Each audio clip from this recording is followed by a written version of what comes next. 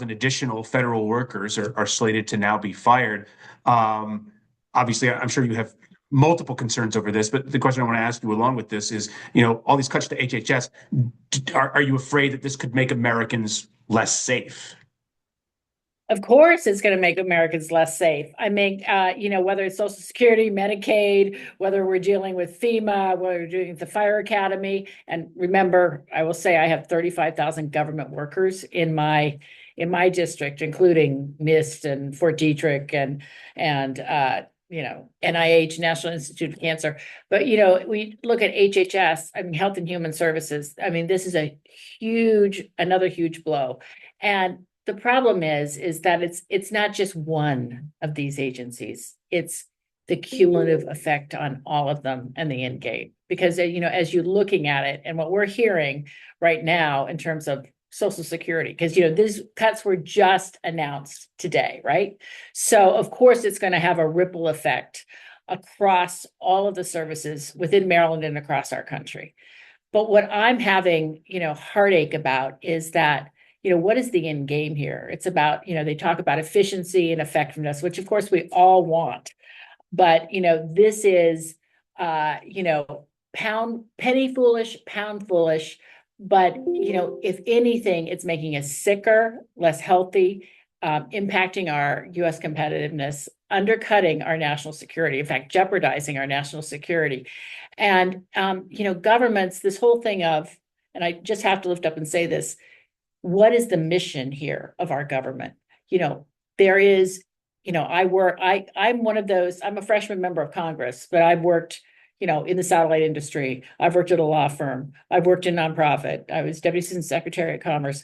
I've done a ton of different things. But let me tell you, the private sector, their objective is to be efficient and lean and to make money. The government, it has a different mission. It is to protect the safety, health, and well-being of our citizens. Not that we don't do it as effectively and efficiently as possible and are good stewards of taxpayer dollars, but we are not businesses. And to think that it can be turned into that, what it does is it really undercuts the whole mission and actually makes it less effective, and we can't do it. So when you talk about HHS, I look at the cascade upon our the food the air we breathe, the food we drink, the water we drink, but also all of the core services that we provide. And I am seeing, Social Security in particular, seniors worried about paying, their mortgage. And this is not an entitlement. This is an earned benefit. But lifting up, I'm just going to say one thing about this issue overall. I took to the State of the Union a man named Matt Feaster, and his job was to work at the Medicaid and Medicare Center. And his job was to really look at and target abuse, waste, and that Medicare D prescription drugs were properly paid. So in essence, he was one of the people charged with making our government more efficient and effective and had exemplary reviews. One of the first fired. Why? There was no, it was nonsensical. And, I ran on being a common sense, common ground Democrat. I'm not finding any of that here. I've been wildly searching in the last 10, 11 weeks that I've been in Congress, and I keep calling it 10 or 11 months in dog years. It has been unbelievable, but the nonsensical nature of it is really just a huge way just to eliminate a lot of jobs as quickly as possible and a dismantlement of our government in a way. What's the end game? 4.5 trillion in tax cuts, which will not go to pay down the deficit, by the way. We're not tackling our deficit. If anything, what we're doing is increasing inflation, undercutting our national security, making us sicker as a country, undercutting our U.S. competitiveness. And by the way, Putin is not our friend, not our friend. And NATO turning our back on NATO is not a good idea. And then as we sit there and look at all these different issues, what are we doing in terms of on a national scale? Because as I'm looking forward, and I'm just going to say this, and I'm about to pen this, it's almost like we have an enemy within. Because if I were Vladimir Putin or someone who really had malign interests for our country, what would I do? I would defund our research universities, which are our gems of the world, and lead us on innovation and AI, on quantum computing, on keeping us safe. I would, undercut NIST, which is one of our top, am I not seeing you anymore? For some reason. That's just Here. screen. Hi, hi, hi. You're good. I would take out NIST, which is, NIST is a National Institute of Science and Technology around the world, is seen as one of the key science innovators. Undercut NIH, which funds everything. Start to dismantle and almost wreak chaos on all of our civil servants. And these civil servants around the world are known as the best in the world. They're subject matter experts. And then I would, start to create fear in every, fear of women over their bodies, fear in the military. I would take out the expertise of the military, fear by the police, fear by the FBI, and then the biggest assault. I was chair of the board of Georgetown Law Center, Idaho potato farmer's daughter who came to Washington came to the big city 33 years ago to go to Georgetown Law. Met my husband, John. I chair the Georgetown Law Board. I believe in the fact that everyone gets, no one is above the law, that there is rule of law, that everyone can get their day in court, innocent until proven guilty. And to think that our president is going after Paul Weiss, one of the big white, shoe label, big firms in New York, because they might litigate against going after Perkins Coie. Now, if we're going to start then intimidating our courts and actually lawyers from even raising up their rights from being unjustly violated, that to me is that's in violation of Article 3 of the Constitution. But we cannot start to dismantle everything, and it's almost like we have an enemy within to take it down. So I don't understand my GOP colleagues, because this has gotten to the point where it is beyond crazy, and people are saying, what is the end game here? It's not about efficiency and effectiveness. This is about complete dismantlement of our country. And I know more. I'm going to start to call lawyers I know across the country and say, this is absurd. We're not going to have a court system unless we stand up for it. And don't get me started on, my whole life has been in media. I'm a communications lawyer. I started practicing law at Cohen and Marks when I was 25 years old. And my mentor was a man by the name of Stanley Cohen. He survived. He was an American Jew, shot down in Germany, went to a concentration camp and almost starved to death. And when he came out, he went to Harvard Law School and he became a communications lawyer. Voice of America, Leonard Marks was the first head of Voice of America. And he said, April, I became a communications lawyer because we want to fight for the First Amendment for communications law, and the preservation of free and open communications is the most important thing we can do for a government. And now I see the dismantlement of that. How many years after World War II? 1945. I mean, it is an insane place when we are also starting to see attacks on our free press. So all in all, this is hard. I will say, to focus on my district, I represent the 6th District of Maryland. The 6th District is a microcosm of America. It starts outside of Washington, D.C. and upcounty Montgomery County, but then also includes Frederick, Allegheny, and Garrett and Washington counties, 5 counties. Huge district, 4 hours from my house to the top. It abuts West Virginia and Pennsylvania at the top. So I have rural, suburban, a tech corridor, an ag preserve, red, blue, independent. I have everything. But within that district, across the board, Republican, Democrat, Independent, I represent them all. I'm their member of Congress. I said I was common sense, common ground. And all I'm seeing on both sides of the aisle everywhere is terror, hurt, confusion, chaos. I went to Manna Food Center, which and an upcounty hub, which is a pantry, and there have been an estimated $1 billion, I think, in SNAP and food assistance programs that have been, taken away. Well, for us, 1 in 6 kids in Maryland already go hungry, and 38% food insecurity in the Allegheny schools. So when you start talking about SNAP food, I don't think anyone wants hungry kids. And I'm on the ag committee, I've disputed it. But I'm trying to get, nonprofits and for-profits to kind of step in to fill the gap, but they can only do it for so long. Real quick, I wanted to ask you about, you have a unique role as a member of Congress in the National Capital Delegation, where not only are you having to deal with the potential service cuts that are coming from the federal government, but you represent so many federal workers. I'm sure you've talked to so many of them who have been let go from their jobs, and I expect that you'll hear more today and into the coming weeks. What do you tell them if they come up to you in a parking lot, at the supermarket, at a town hall, and they explain, Excellent what's happened to them? What can you tell them? Can you make them promises? Just how do those conversations go, and what do you say?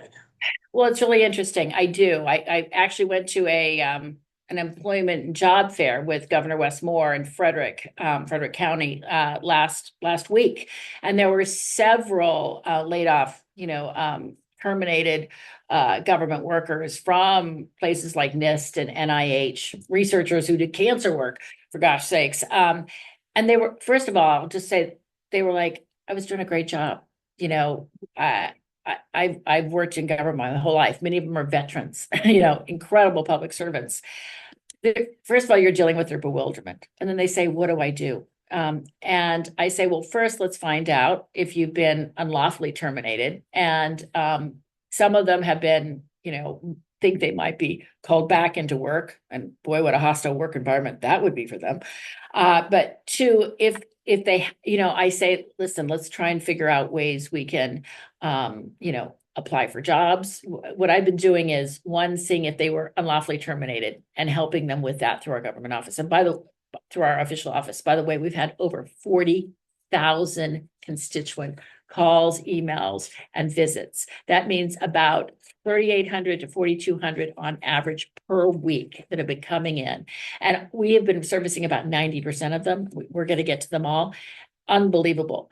But what we are telling them is, first, let's find out if it was a lawful termination and to fight back against it. Second, after that, looking at ways in the short term we can help them in terms of unemployment, if that's available, and in terms of how we can help, get them hooked up with short-term living assistance, SNAP. So all of the benefits that they hopefully can make use of. And then we've been really trying to partner with our state. Governor Wes Moore has been fantastic about saying, what can we do on the state level to take in some of those workers, and how can we help them connect them with federal employers? The biggest, it's so scary because we talk about China and all of these international, we're in this international competition. But you know what is really sad is our top researchers, the engines of growth, of innovation, and who underpin our national security.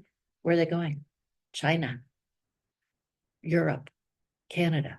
They're leaving. And some of them are saying, I don't want to work at the US government anymore. So who is going to work in our government anymore when we treat them like this? And I keep saying, this is an aberration. I do not know, but it is a really frightening time. So what do I say? We're going to help to see if you're unlawfully terminated. We're going to be there to help you with job and connect you to job places. And then we have a number for them to call. And I have my person here who's saying, we're here to help. Our phone number is 301-926-0300 or McClainDelaney.house.gov. Thank you. But yes, that is, we do that as well. But I mean, you can look on my website, but it's a scary time. And there's more cuts to come. I'm also on the Ag and Science Committee too. So those are big issues. I wanted to pivot and talk about the politics of this moment, in that I think we've seen, and better you characterize it than me, but the Democrat messaging right now seems to be sort of all over the place. And so correct me if I'm wrong on that. How would you characterize the Democrat message to people right now as to, do we just, hey, hold your horses until the midterms, or we're going to fight like hell for you right now? Like what is the message, a coherent one, if there is one at this point? Well, I represent the state of Maryland, but I am an Idaho potato farmer's daughter, and I speak it plain up the way it is, the plain truth. I think three things. One, yes, our democratic message has not been as coordinated and collaborated as it should have been. And I think in part because we have never seen anything like this. How do you respond to a president who doesn't respect rule of law and who, even though was lawfully elected, but isn't unlawfully acting in terms of what are the three branches of government, who does what? We do have the power of the purse, and is just going off the rails in terms of, so it's very difficult as a Democrat in the minority. We all stay united, we vote, and in a democratic process, we're being outvoted. And in part because our GOP colleagues, I think, are being threatened and terrified of crossing the line, or there'll be, there'll be a primary, or God forbid, there'll be a ton of money that goes after them. And they've been really good at singling off agency by agency, group by group, person by person. You get them alone, you surround them, they cave. And so that is a really scary place to be. So I think that for us, as Democrats, first of all, you think at least there's going to be some, we've all had you're conservative, maybe you're more liberal. I happen to be a centrist, but in this pendulum, but you think that at least in the box, people respect the courts and people respect the three basic branches of government. It's hard when that's thrown out the window. So I think we were reeling at first and we said, so what are we saying? I think we are realizing that we have to hang strong. We have to call it the way it is. Probably in the CR, I'm not going to go back and, hanging Schuster for, I personally in the House, I hung with my Maryland delegation. I voted against it.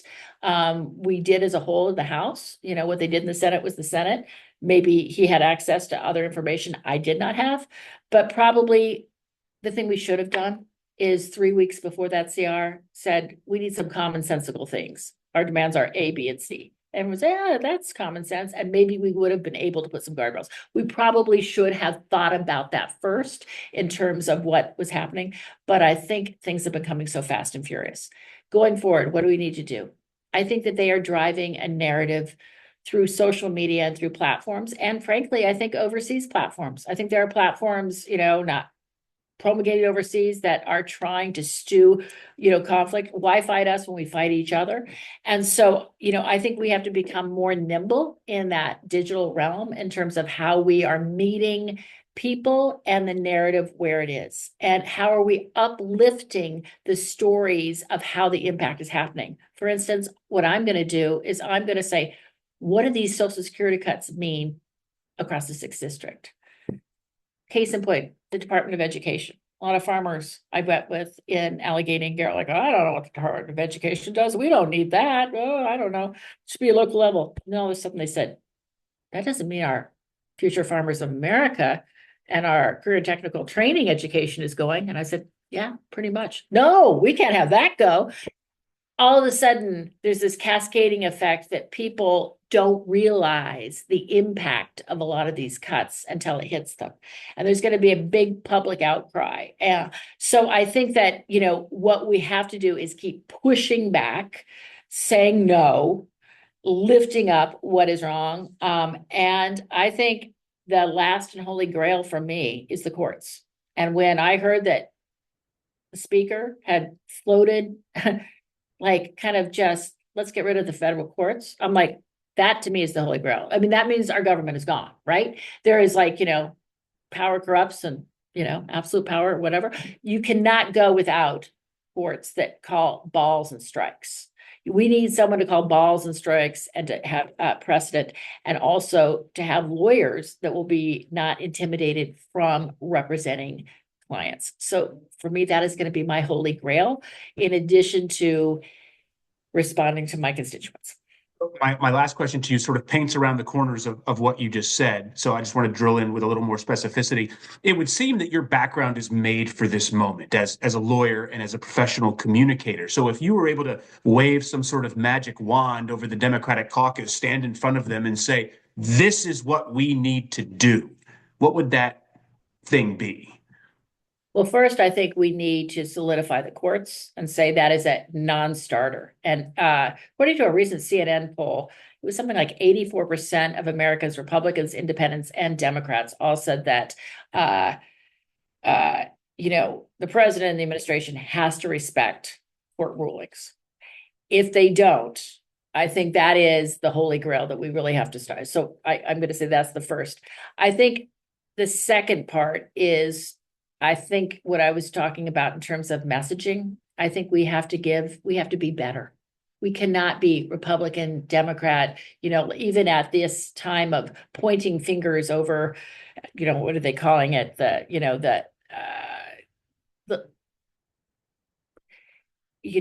Probably leaking public secrets on a signal chat. What are they calling it? Signal gate, whatever. At this point, I believe that the leadership needs to reach across the aisle to the GOP members and say, where at a very high level, I would at a very high level say, what is the objective here? Because, we are really going to crash and burn as a country if we don't come together and say, what is the core objectives?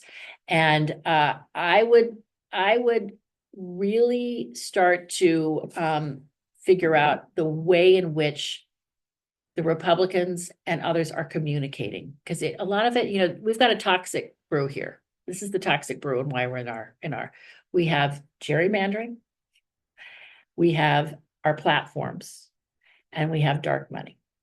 And when you put those three together from Citizens United, we have created this really toxic brew. And how do we, as a communications major, what am I saying? I think that we have to realize that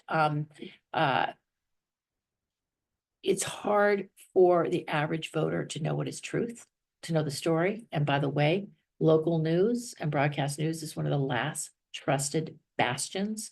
Our local network news and our local papers are some of the last places that people feel like they can trust because they kind of know it. So figuring out how you meet the moment in getting your side of the story out there. Because I think that, there's such a cacophony and so much noise. People are confused. They're scared. They're going into their own bubbles. But unless we are better and we lift up, if I could wave my wand, I would love to go out there and help try and find that common ground through a shared narrative. And you can only have common ground if you have shared truth. And that's the problem. What do we do in the interim? I think we just have to fight as much as we can for our constituents. The hardest part I find is, although I have lived in the Washington, D.C. area since I was 22 years old. So I know this town. I knew it when it was a different town, but I also grew up out west, and but I've never seen anything like this in my life. But I keep thinking that if we, the old institutions of Washington are shaking. But I believe in the American people, and they are not going to want to see our government crumble. And I think we're starting to see it, and a lot of people are really scared. But I think our leadership has to rise up and create the vision of what is happening and how we can come together. And that means it's going to take, I think, some of our GOP colleagues understanding the true nature of this threat and where it goes.